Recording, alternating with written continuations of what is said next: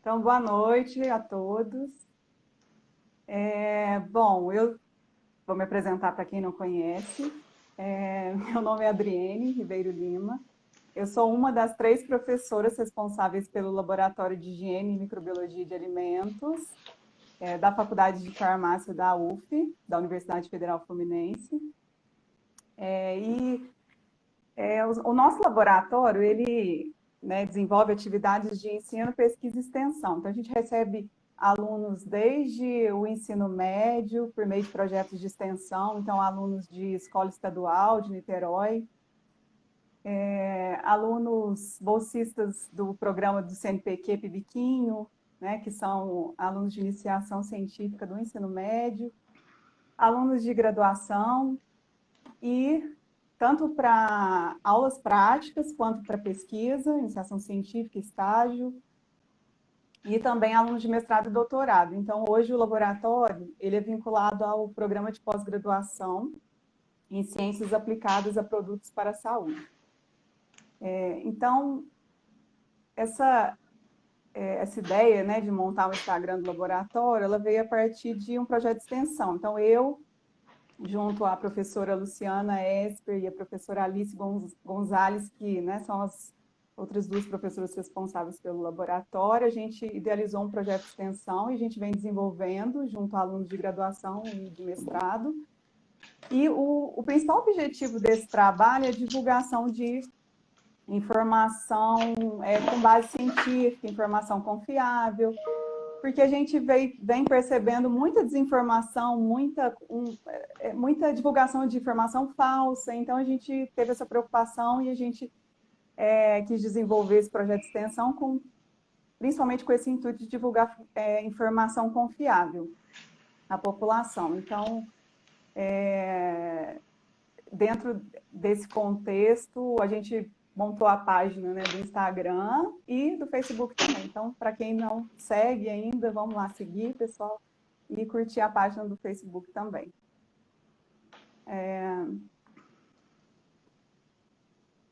Bom, então, hoje é a nossa primeira live, né? Vocês estão percebendo que a falta de experiência. Então, é a nossa primeira live do laboratório. E a gente trouxe um tema muito relevante, né? É um tema que interessa a, né, todas as pessoas das diferentes áreas, né, de diferentes formações. Eu acredito que hoje o pessoal que está assistindo, né, eles estão em diferentes áreas, né, têm diferentes escolaridades, e é um tema que interessa todo mundo. Eu acho que todo mundo está, né, ansioso na expectativa, na busca aí de um possível tratamento para a Covid-19, né, ou uma vacina, enfim. E aí eu tenho, né, a gente está muito feliz hoje de receber um convidado especial para falar sobre isso. Ele é especial por estar pesquisando, por ser um pesquisador, né, que está tentando encontrar uma solução para a gente, e é especial porque é um grande amigo, né, eu tenho muito orgulho de dizer que ele se formou comigo, e então vou apresentar o Júlio, né, nosso convidado de hoje se chama Júlio César Cetrulo Lorenzi. Ele é biólogo formado pela Universidade Federal de Alfenas. Ele é mestre em imunologia básica e aplicada pela Faculdade de Medicina da USP de Ribeirão Preto. E ele é doutor em genética também, né, pela Faculdade de Medicina da USP. Ele, há 7 anos, ele é pesquisador da renomada Rockefeller University e vem estudando o vírus HIV. Então, ele tem uma vasta experiência com o vírus HIV e, recentemente, né, Júlia, há poucos meses, eles têm voltado os estudos para o novo coronavírus, né, em busca de um possível novo tratamento para essa infecção, né? E a gente está, então, na expectativa de ouvir boas notícias, né? Então, antes de eu passar a palavra para o Júlio, eu gostaria que vocês, né, fossem participando também, mandando perguntas, e aí depois o Júlio vai respondendo na medida do possível, né, para que fique bem dinâmica aí a nossa live. Tá joia? Ok. Bom, então vou passar a palavra para o Júlio. Já agradeço desde já. Primeiro, eu gostaria de agradecer a Adriene e as outras professoras pelo convite, pela possibilidade de trazer o nosso projeto, nossos resultados e um pouco do fruto do trabalho que a gente fez aqui para a sua audiência, que está se montando aí. Eu acho que vai ser cada vez melhor. E falar um pouco que a gente tem essa experiência com HIV nos últimos anos e por muita sorte e competência também, com certeza, a gente conseguiu aplicar os mesmos tipos de experimentos que a gente já tem experiência para HIV para o Covid-19, né? Então eu dividi essa primeira parte dessa live em 3 partes mais simples. E quero deixar claro também que eu não vou entrar em muito detalhe, porque a gente tem essa plateia bem heterogênea, então a gente pode ir mais aprofundado em relação aos métodos, se alguém tiver mais dúvidas mais para o fim. E os objetivos são explicar um pouco o que é o coronavírus, o que é a doença, quais são os principais sintomas, e posteriormente explicar o nosso projeto e o que a gente encontrou. E posteriormente também explicar um pouco sobre vacinas e tratamentos aí que a gente espera que funcionem, né? Porque a gente tem um problema muito grande aí no mundo inteiro. Especificamente no Brasil e aqui nos Estados Unidos, hoje, no dia de hoje, alcançaram aí mais de 300 mil casos no Brasil. E hoje o Brasil é o segundo país com o maior número de casos, passando aí a Itália, a Rússia, a Espanha. Então, eu vou meio que olhar os meus slides aqui e olhar para vocês ao mesmo tempo, porque eu tenho essa aula preparada já, que eu dei em outra oportunidade, mas a gente vai fazer funcionar. Então, a primeira coisa que eu queria deixar mais claro, né? A gente tem 3 nomes aí aparecendo na mídia e na internet. Um é o coronavírus, um é o SARS-CoV-2 e um é o Covid-19. Então, vamos por partes aí. O SARS-CoV-2 é o vírus que causa a doença. Então, esse é o nome do vírus. Então, é o SARS-CoV-2. O nome da doença que ele causa é Covid-19. E coronavírus é uma classe de vírus, assim como a gente tem o retrovírus, por exemplo, que é o vírus, um exemplo é o vírus do HIV. Esses vírus, os coronavírus, eles são nomeados dessa maneira porque eles têm uma coroa por fora da sua estrutura, cheia de espinhos. A gente chama de spike, são os espinhos do vírus. E essa coroa que está na parte exterior do vírus é o ponto mais importante para que esse vírus consiga infectar células. E por que isso é importante? Porque vocês devem ter ouvido falar que diversas outras vezes na história humana a gente teve vírus que são coronavírus. Por exemplo, a gente teve o vírus da SARS, alguns anos atrás, que começou na China e em Hong Kong. A gente teve a MERS, que foi uma outra epidemia, não uma pandemia, que aconteceu principalmente ali no Oriente Médio.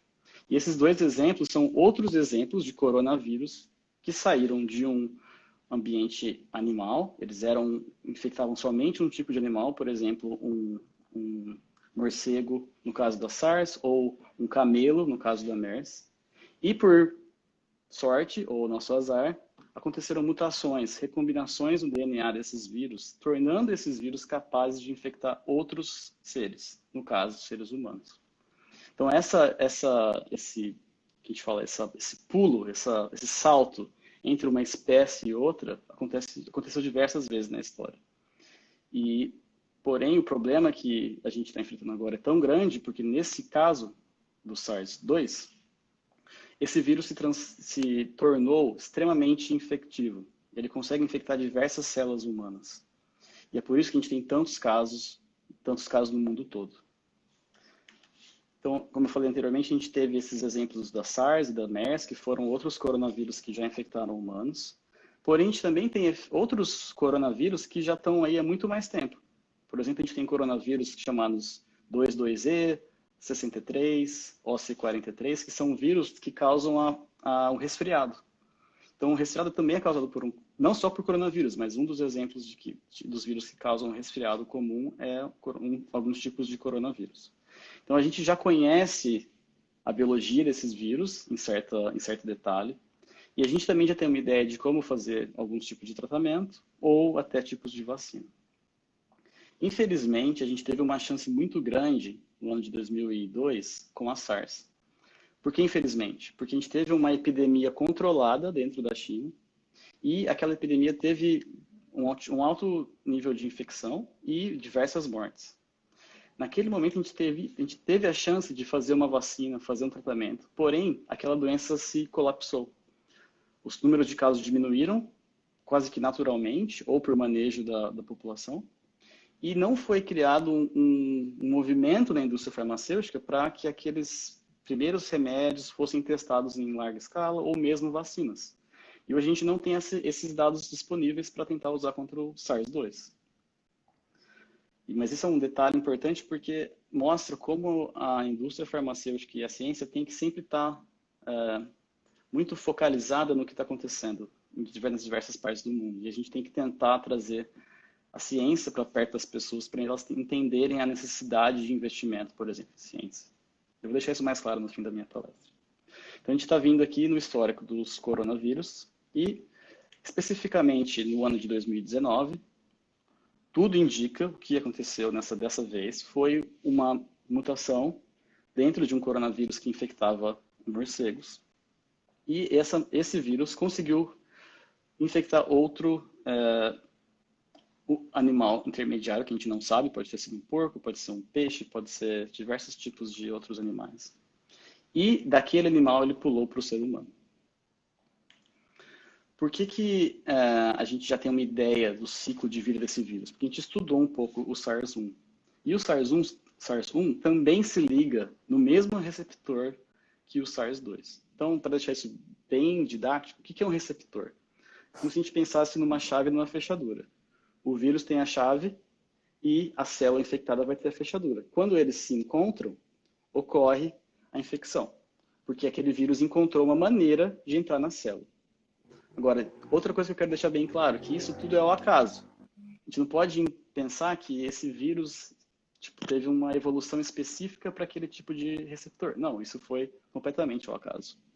E esse acaso levou ao nosso azar, porque esse receptor é expresso em diversas células no corpo todo.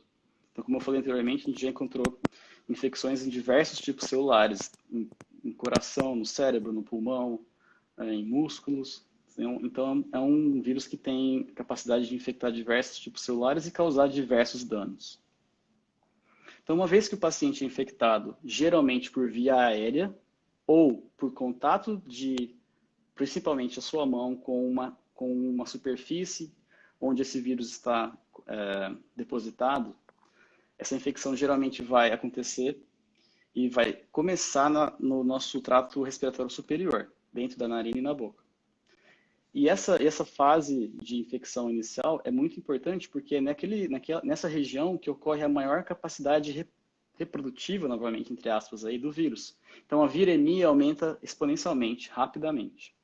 E é por isso que esses primeiros dias de infecção são os mais importantes para a transmissão. Então, durante a primeira semana da infecção, o paciente infectado tem capacidade de infectar de 2 a 10 outras pessoas. Então, essa é uma característica importante desse vírus. Ele consegue se distribuir rapidamente, uma vez que o primeiro indivíduo foi infectado. Então, é por isso que a gente tem que levar muito a sério a questão da quarentena, a questão da separação dos doentes das pessoas saudáveis. Mesmo em casas, quando, por exemplo, uma pessoa foi tratada positivamente, ela deve ir para um quarto e ficar isolada completamente. E as outras pessoas da casa não podem entrar em contato nenhum com essa pessoa. E também em hospitais. Em hospitais aqui, por exemplo, onde eu moro em Nova York, a gente tem andares separadamente para pessoas com corona ou sem corona, porque a infectabilidade é muito alta. Então, nessas primeiras semanas da infecção, o que acontece em termos de sintomas são, em ordem de... eu vou falar uma lista, mas essa lista é em ordem de porcentagem. A maioria dos pacientes falaram que tiveram esses tipos de sintomas. Então, os principais sintomas são febre, tosse seca, fadiga, produção de muco muito grande, dispneia, que é dificuldade em respirar, mialgia, que é dor corporal, dor de garganta, dor de cabeça, calafrios, náuseas, vômitos, congestão nasal e diarreia. Esses últimos 5, uma pequena porcentagem tem esses sintomas. Então, os sintomas mais comuns são a febre e a tosse muito seca. Uma vez que esse paciente passa para a segunda fase da doença, o que acontece é uma coisa nova para a gente. Não esperava que isso fosse acontecer nesse tipo de infecção, que é uma fase hiperinflamatória. Então, o paciente, na segunda semana, ele vai começar a ter sintomas relacionados a uma resposta imune exacerbada, que é causada pela essa infecção muito grande que eu comentei na primeira semana. Então, essas células que começam a ser infectadas começam a produzir certas moléculas, principalmente citocinas. Vocês devem ter ouvido falar já da tempestade de citocinas aí na internet, que é um movimento descontrolado do sistema imune e que causa diversos problemas. Então, nessa segunda fase da infecção, que é geralmente da segunda e terceira semana, o paciente já não tem uma capacidade de gerar novas infecções, porque a quantidade de vírus no seu corpo diminuiu muito. Porém, ele tem uma resposta imune descontrolada. E são esses pacientes que vão ser internados. E, concomitante a esse problema imune, a gente tem o problema respiratório, porque o vírus vai atacar o pulmão e isso vai causar diversos problemas com a oxigenação sanguínea, porque o pulmão não está funcionando mais normalmente. Então, esses pacientes geralmente vão ser levados à UTI. E, infelizmente, o que acontece após essa fase inflamatória é uma fase trombótica, onde os pacientes têm problemas em coagulação. E, nesse caso, uma alta coagulação. Eles têm criações de coágulos sanguíneos dentro dos vasos. E isso causa, geralmente, o óbito do paciente, quando esse coágulo atinge, por exemplo, o pulmão ou o cérebro. Então, a gente tem que, novamente, levar muito a sério essa doença, porque se você entrar nessa segunda fase da doença, a chance de voltar é muito pequena, infelizmente, porque a gente não tem drogas muito boas para esses tipos de sintomas. O que está sendo testado em relação a essa segunda fase, que eu vou falar mais posteriormente, mas eu posso dar uma ideia agora já, são reguladores da resposta imune, tentando segurar essa resposta exacerbada.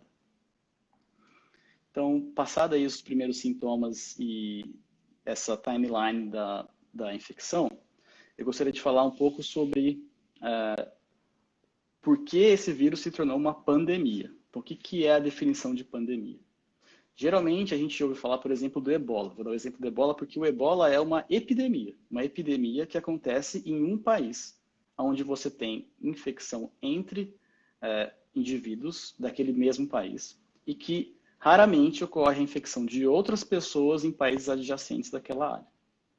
Quando essa infecção começa a cruzar fronteiras entre os países e ocorre novas infecções dentro daquele mesmo segundo país entre as pessoas, o que a gente chama de infecção comunitária, e a gente tem a epidemia aí dentro desses diferentes países. Porém, quando essa epidemia atinge diferentes continentes, que é o caso do Covid-19, aí sim a gente tem uma pandemia, onde todos os países onde essa doença chegou, ocorreu a infecção comunitária. Só vou te interromper um minutinho, só que eu acho que essa pergunta cabe agora. O Tiago Rodrigues, conhecido como Kid, fez a seguinte pergunta. O quão provável é a transmissão em ambiente aberto, no tipo parques? Precisa mesmo fechar os parques? Essa é uma ótima pergunta, Tiago. Eu posso dizer isso pela nossa experiência aqui, porque Nova York é, acho que, a cidade até hoje mais afetada. A gente teve mais de 150 mil casos na cidade e estamos chegando em 21 mil mortes. Os parques não estão fechados aqui. Por quê? Você tem acesso a uma área livre e distanciamento entre as pessoas. Por mais que a pessoa esteja andando no parque infectada, aquele vírus ele não vai conseguir chegar nas pessoas se as pessoas estão bem separadas. No caso, a gente tem aqui parques muito grandes, então por isso que as pessoas devem ficar separadas. Segundo, é uma lei da cidade você usar máscara. Então todo mundo tem que usar máscara. E terceiro, pessoas com sintomas não devem sair de casa. Então eu acho que nesse ponto, se as pessoas aceitarem essas verdades, onde se você tem sintoma, você fica em casa. Se você saiu de casa, você usa máscara. E se você estiver numa área aberta, você mantém a distância, não tem por que você fechar.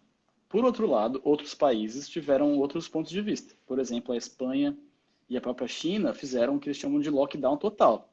Ninguém podia sair de casa por mais de 3, 4, 5, 6 semanas.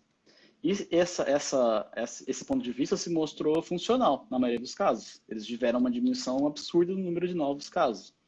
Então, ainda a gente tem que esperar o tempo mostrar e a gente ter mais análise de dados reais para entender qual é o impacto do lockdown total.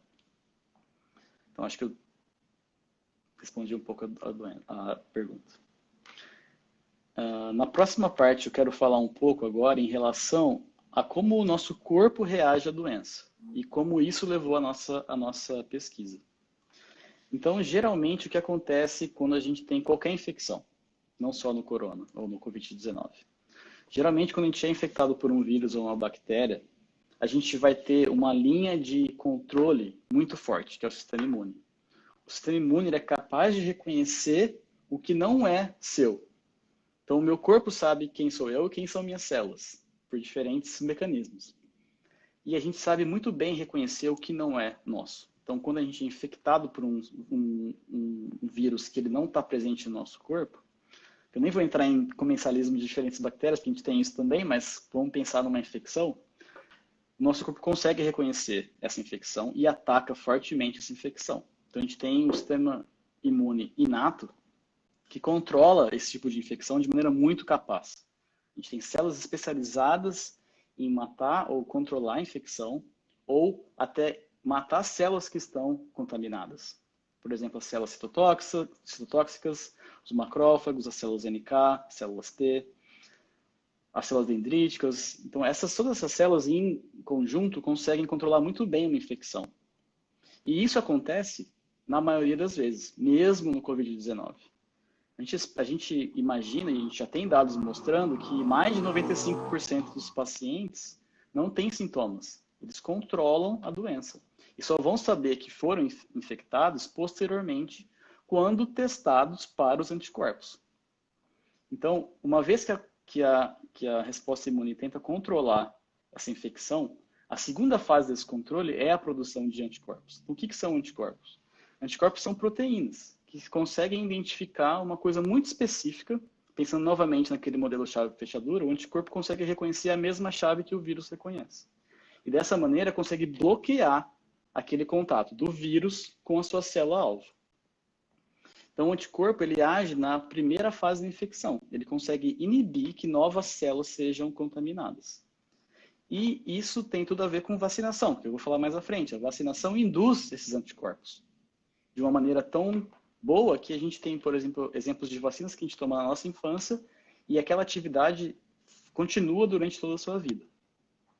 Mas pensando de volta aqui no ciclo da doença, uma vez que o nosso corpo conseguiu reconhecer o patógeno, nesse caso, esse vírus, gerar uma resposta imune robusta, o próximo passo é, então, gerar esses anticorpos. E o nosso laboratório é especializado em entender esse passo especificamente. E a gente vem utilizando diversos métodos nos últimos anos para entender isso no HIV, como também em Zika, chikungunya e hepatite B. Então, a gente acabou de publicar um artigo na revista Cell, Host and Microbe sobre exatamente o mesmo processo, mas em hepatite B, que é uma doença muito importante em diversos lugares do mundo. Então, o princípio de toda pesquisa desse tipo é selecionar pacientes que já passaram pela doença, não têm mais vírus circulantes e que tenham uma capacidade de neutralizar os vírus. Então, a gente já está, nesse caso do corona, no paciente número 200 essa semana. E o que a gente faz com esses pacientes? A gente tem 2 protocolos de triagem. Então, eu vou mostrar só um gráfico que eu acho legal sobre isso, que é mais fácil de explicar. Que é nosso... Não sei se... O que vocês acham? Dá para ver, né? Tá ótimo. Uhum. Então, o que quer dizer finding a needle in a haystack? É procurando uma agulha no palheiro, basicamente. Então, a gente tem aqui diversos pacientes que foram infectados e a gente quer achar esse cara, esse vermelhinho aqui. Essa pessoa, ela teve a capacidade ímpar de responder contra um vírus de uma maneira muito boa. E a nossa ideia geral é tentar isolar dessa pessoa aqui em vermelho os anticorpos que ela produziu, testar esses anticorpos e potencialmente utilizar esses anticorpos no tratamento dos outros pacientes. Pode Posso falar. aproveitar para fazer uma outra pergunta para ficar dinâmico? Uhum. Eu falo muito. A professora... Não, acho que é bom a gente ficar, né? Não fala não, Uhum. tá ótimo, tá super didático. Já apareceram vários comentários falando isso, que você tá super didático. A professora Luciana Esper quer saber se já se sabe se tem uma carga viral necessária para causar a doença. Em termos de infecção, não da maneira que a gente sabe, por exemplo, para o HIV. A gente sabe no HIV, por exemplo, que um paciente, para ser contaminado, geralmente precisa de diversos encontros com o vírus. Não é geralmente na primeira vez. Mas para o corona, que eu saiba, a gente não sabe a carga viral mínima. Que eu acho que essa é mais a pergunta, né? Qual é a carga viral mínima para... Porque a gente ainda não tem também um modelo animal muito robusto, muito bom. E geralmente esse tipo de teste só pode ser feito em animais, porque a gente não pode testar isso em humanos, né? Logicamente. Em termos de cultivo in vitro, isso já é conhecido, mas é muito pouco relevante. A gente utiliza esses testes in vitro mais para ter uma ideia de como funciona e também para testar as drogas, né? Porque a maneira mais fácil de testar uma droga é in vitro. E a gente só vai chegar num estudo em animais se essa droga se mostrar muito boa in vitro. Então, voltando para o projeto, uma vez que a gente teve essa seleção de pacientes, esses pacientes foram... Então, o que são esses pacientes, no nosso caso? Eles são pessoas que tiveram a infecção confirmada por PCR, é o método que a gente usa para detectar o RNA viral. A gente espera, geralmente, 14 dias posterior a esse último teste para recrutar esse paciente para a coleta de sanguínea. Essa é uma pergunta que já foi perguntada várias vezes e, como tudo nessa doença, é muito rápido. A gente não pode esperar 6 meses para que esse paciente seja recrutado, que às vezes seria interessante para ter uma resposta imune mais evoluída, entre aspas, aí, em relação ao vírus. Então, como a gente precisa de saber isso muito rapidamente, a gente esperou, em média, 30 dias ou 39 dias do ciclo da doença. Então, 39 dias após a pessoa ser infectada, ela doou sangue, em média. Então, uma vez que esse paciente doou sangue, a gente tem acesso às células do sangue, no caso, os linfócitos B, e os linfócitos B são as células que produzem os anticorpos. E a gente também tem acesso ao plasma sanguíneo. O plasma sanguíneo contém os anticorpos que são secretados por essas células. Então, o nosso primeiro corte nessa pesquisa é o quê? Testar se esses pacientes têm anticorpos contra o Covid-19. Então, para isso, a gente desenvolveu diversos ELISAs, que são ensaios in vitro para detecção de anticorpo, que mostram, basicamente, se esse paciente tem ou não aquele anticorpo e qual a quantidade. A gente tem o título de anticorpos. O segundo teste foi a neutralização. A neutralização é um experimento in vitro que simula uma infecção. Então, naquele experimento, a gente tem uma célula-alvo e a gente tem o vírus. Então, a gente testa o plasma daquele paciente para ver se o plasma, que contém os anticorpos, consegue bloquear essa infecção. Então, essa é uma resposta muito interessante para mostrar que aquele paciente tem capacidade de bloquear a doença.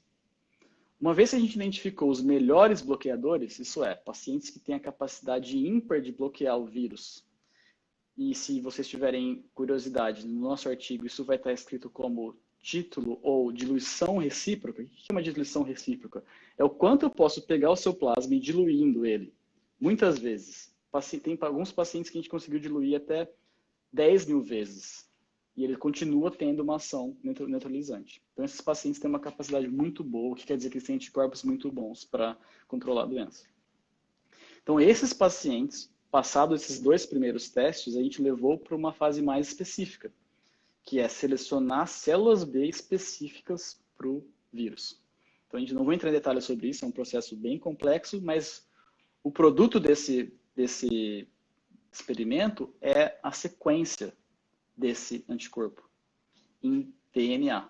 Então, essa sequência pode ser usada para a produção daqueles anticorpos in vitro, de maneira quase que industrial. A gente tem a capacidade do nosso laboratório de produzir em pequena escala, mas é uma escala que nos dá a chance de analisar esses anticorpos tanto in vitro quanto até em experimento em animais pequenos. Então, para ter um sumário dessa primeira fase do experimento, a gente percebeu, vou pegar uma colinha aqui, que 78% dos pacientes tinham uma resposta de imunoglobulina, ou de anticorpos, contra a proteína viral, do espinho viral, spike. Porém, quando a gente levou esses pacientes para a neutralização, 33% não mostraram nenhuma atividade e 79% mostraram uma pequena atividade. Apenas 2% desses pacientes tiveram uma capacidade extrema, que é esse exemplo que eu dei anteriormente. O paciente consegue neutralizar até, sei lá, 1 para 10 mil. Então, a gente pegou esses pacientes que têm essa capacidade muito boa de neutralização e partiu para a segunda fase, que foi detalhar essa resposta. Então, a gente tem toda uma análise de bioinformática detalhando todos os diferentes tipos de anticorpos que estavam presentes naquelas células.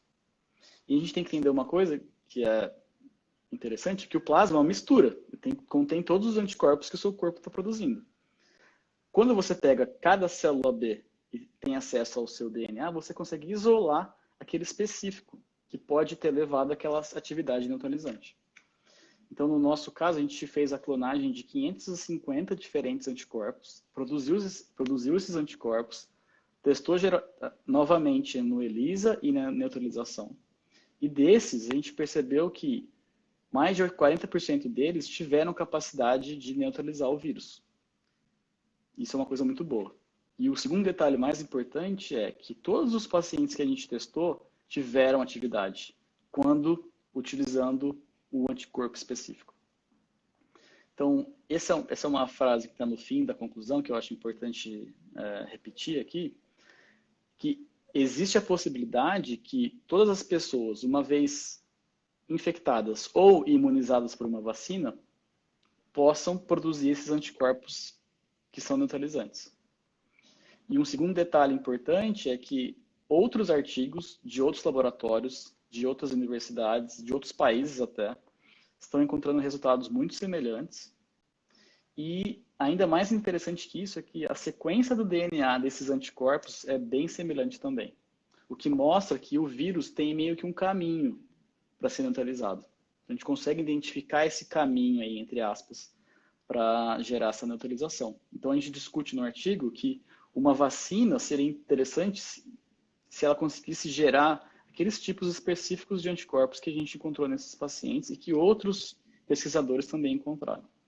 Júlio, dentro desse contexto aí, tem uma outra pergunta da professora Luciana, se você acredita que a imunização passiva, né, usando os anticorpos diretamente, se ela deve ser mais rápida na situação que a gente tem aí, né, atual, do que uma vacina para tentar amenizar a situação.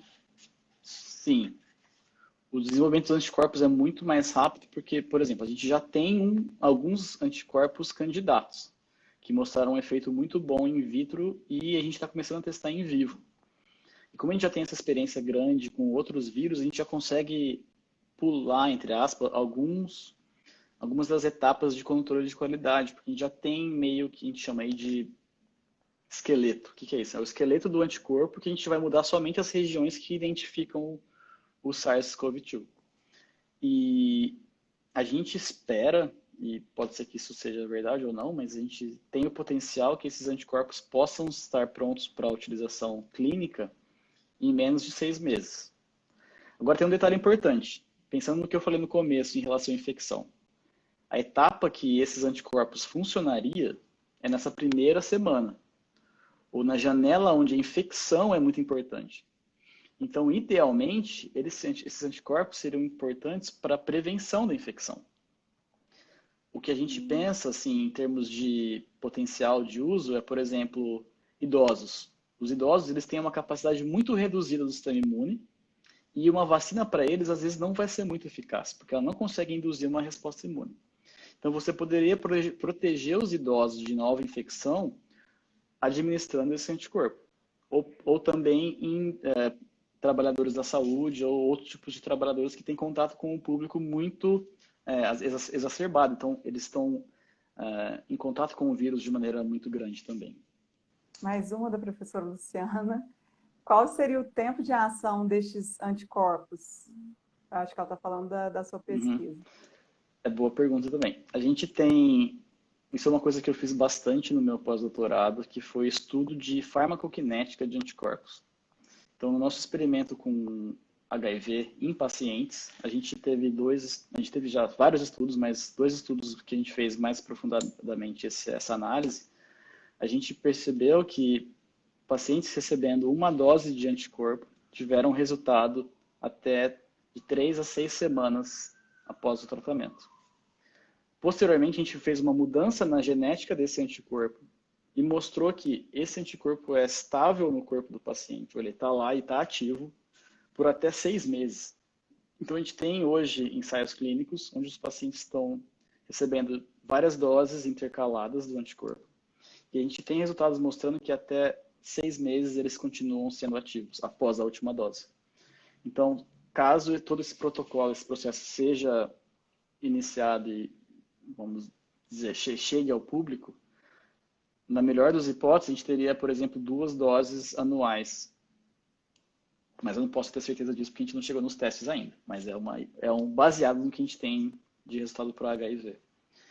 Tá, então ainda sobre o seu estudo. Considerando a resposta que vocês tiveram em 30 dias, vocês têm a perspectiva de continuidade da pesquisa para saber por quanto tempo as pessoas teriam essa proteção?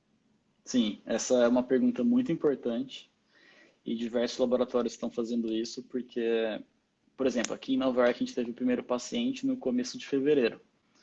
E tem muitos pacientes daquela época que têm uma resposta neutralizante boa. Então, o ideal para a gente entender a resposta imune e o quanto ela foi ativada durante a infecção é você testar esses pacientes ao longo do tempo, fazer um estudo longitudinal. E eu imagino que 6 meses, 1 ano, 2 anos, a gente vai ter essa resposta, mas a gente não consegue pular no tempo, né? E outra pergunta, também relacionada à sua pesquisa. Vocês estão com parceria com outros grupos de pesquisa para identificar se os anticorpos que eles estão induzindo pelas vacinas, né, que eles estão testando, são os mesmos que vocês identificaram? A gente não tem nenhuma conexão direta com esses grupos, porque até o momento, assim, eu vou falar sobre isso logo depois, mas os artigos são publicados, né? Então as pessoas vão acabar verificando. E como a gente já viu que em outros casos, mesmo em outros países, a resposta é parecida, você deve esperar, ou seria o ideal, que a resposta vacinal fosse parecida. Ou, assim, não que essa resposta seja a única que funcione. Isso também é muito discutido na ciência de células B.